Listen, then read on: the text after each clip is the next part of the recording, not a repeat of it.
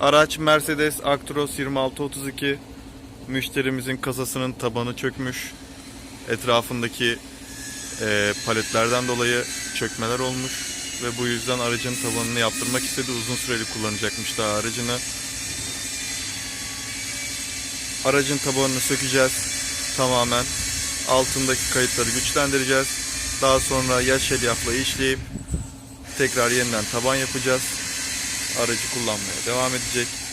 Hala kanalımıza abone olup bizi takip etmediyseniz sağ taraftaki abone ol butonuyla bizi takip edebilir. Videolarımızı izleyebilirsiniz. Kanalımızda tamirle alakalı ve panel van izolasyonla alakalı birçok video var. Bunları izleyip bilgi sahibi olabilirsiniz ve nasıl iş yaptığımıza bakabilirsiniz. Gayet sizi memnun edip kaliteli işler çıkarmaya çalışıyoruz.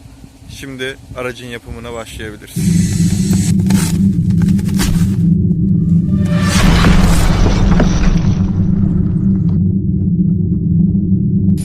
Kasanın tabanını kaldırmaya başladık. Önce arka tarafına gelen sacı kaldırıyoruz pehlivan krikoyla. Sonra arkadaki suntayı kaldıracağız. En son altındaki işlemlere bakacağız.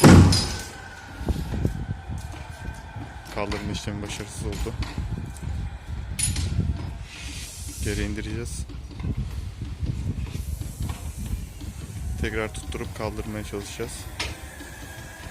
Kavramış zaten. O yüzden sıkıntı. Uç taraflardan da kaynak yapılmış. Gördüğünüz gibi.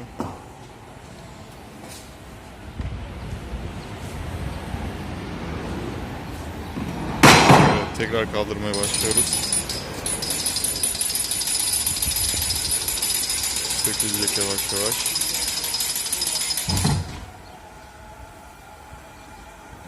Biz işlemleri devam edelim. Kasanın altındaki suntaları tamamen söktük. Yarısından çoğu çürümüş şekilde.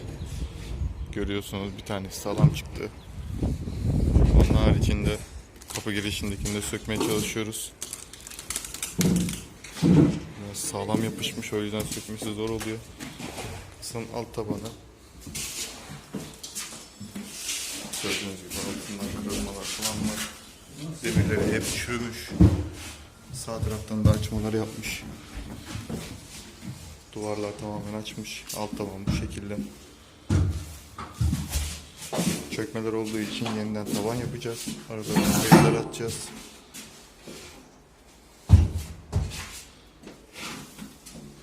Ön tarafta aynı şekilde. Kenarlara saclar gelecek. Duvarları içeri çektireceğiz. Kasanın sağ ve sol duvarı dışarıya doğru açtığı için etek alüminyumdaki perçinleri söküp yerine onluk trapez vidası attık ve duvarların çekmesini sağladık. Gayet de güzel çekti. Şimdi öbür duvarı göstereceğim size.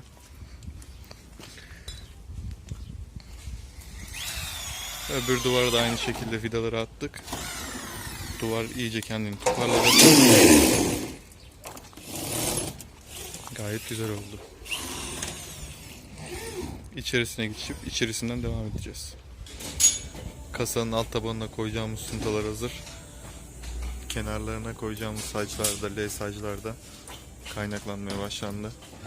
Diğer duvardan dayama verilerek duvarlara yapıştırıp perçinliyoruz, kaynatıyoruz. Daha sonra suntalar koyulacak. Ek yerlerine demirler koyuldu.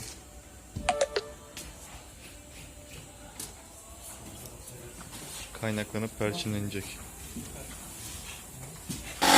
Kasanın tabanının suntalarını kestik. Yerleştirmeye başladık. Çoğunu yerleştirdik. Görüyorsunuz hepsini boydan boya koyduk. Koyduktan sonra yanlarında kalan ekleri tekrar keseceğiz. Yerleştireceğiz. Eklerin de kesimi devam ediyor. Kasanın kenarlarındaki sacları koyduk. Perçinledik. Gördüğünüz gibi kenarlarını kaynattık.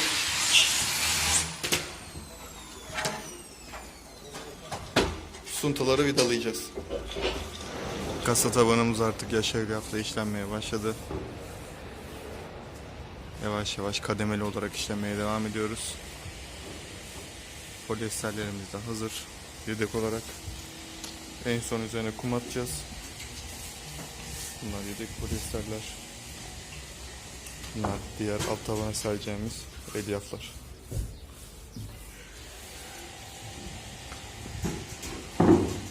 Yavaş yavaş önce ruloyla sürüyoruz. Çift taraflı olarak.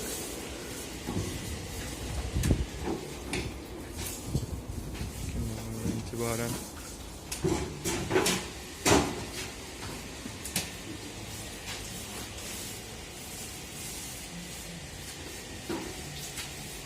havada şansımıza biraz daha serin bugün. Serin olduğunda biraz daha geç kuruması sağlıyor. Sıcak olduğunda hemen kuruyor. Aracın tabanı da büyük olduğu için önce bir yarısını sonra diğer yarısını işlememiz lazım.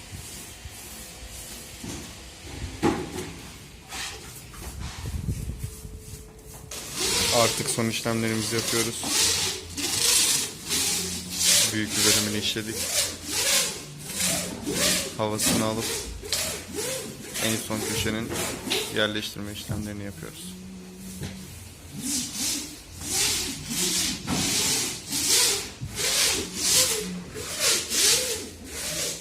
Giriş bölümleri böyle. Daha sonrasında kesilecek buralar. Altında su kontrası var, marin 20 milim. Kat kat alüminyum şeyleri, kat kat elyafları serdik.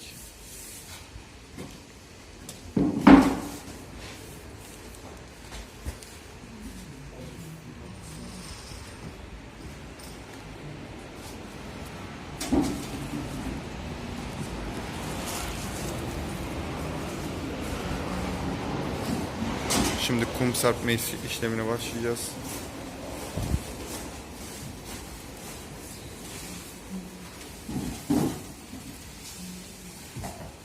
Kum serpme işlemimiz de bu şekilde. Böylelikle arabanın içine transparet girdiğinde ya da paletler yüklendiğinde kayma yapmayacak, patinaj çekmeyecek.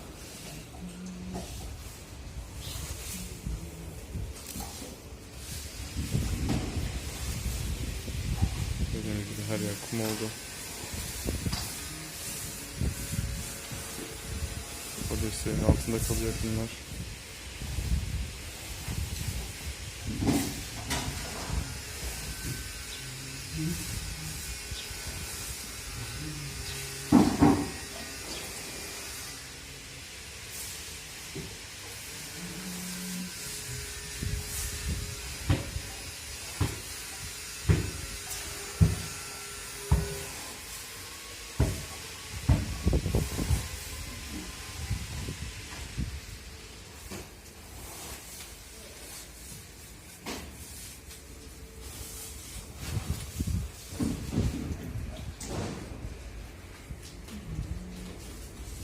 Kumları bol bol ekelim.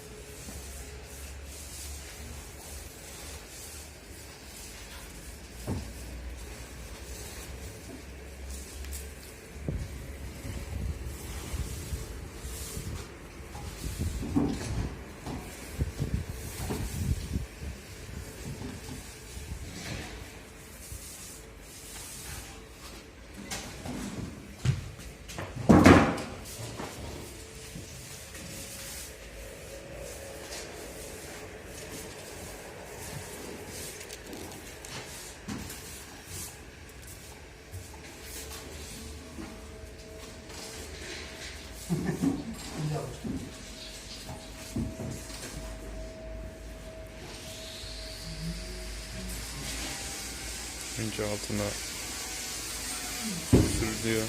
Sonra elyaf çekiliyor. Elyafın üzeri tekrar bir kat polyester sürülüyor.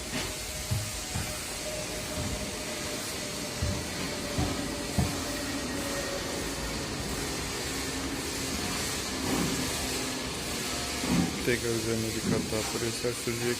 Aynen.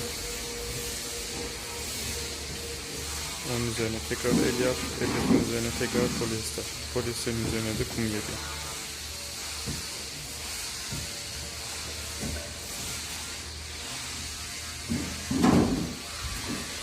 Bundan sonra çökme olmaz. Koyduktan sonra kaya gibi olacak artık.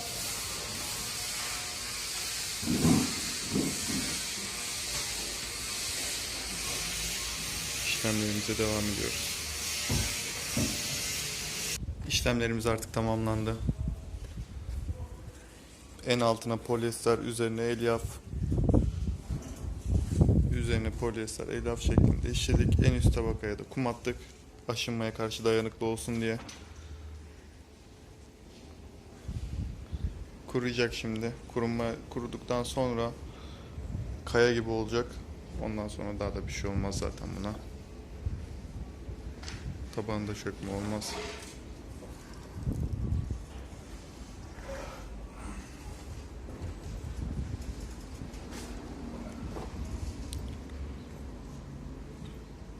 Artık kurumaya bırakıyoruz. Kasanın alt taban tamir işlerini tamamladık. Son kat polyesterini de atmış bulunuyoruz. Gördüğünüz gibi tamamen kaya gibi oldu. İçerisine kum attık. Lift falan girdiğinde içinde patinaj yapmasın, daha dayanıklı olsun, kırılmaya da dayanıklı olsun diye. Kenarlarına duvarlar tekrar açmasın diye L saclar yaptık galvanizden. Suntanın altına gelecek şekilde koyduk. Şaselerden de kaynakladık. Ön taraflarının koruma demirlerini yerine perçinledik. Kapı girişinde paslanmaz bölümü tekrar bastırdık. Tekrar yerine yerleştirdik. Güçlü vidalarımızla, tır taban vidalarımızla vidaladık. Boyalarını yaptık, perçinlerini attık, silikonlarını çektik. Artık müşterimize teslim edilmeye hazır. Birazdan teslim edeceğiz. Müşterimiz de gayet beğendi. Aracından şu an için çok memnun. Yaptığı masrafa değdiğini düşünüyor.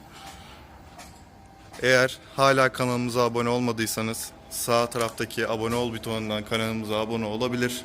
Videolarımızı beğenebilirsiniz. Kasa tamiri ile alakalı, frigo kasa ile alakalı özellikle çok fazla video var kanalımızda. Tamir bakımından videolarımızı izleyebilir. Bize geldiğinde, aracınızı bize getirdiğinizde neler geçireceğini, hangi süreçlerden geçeceğini belki de videoda izleyebilirsiniz. Sağlıcakla kalın.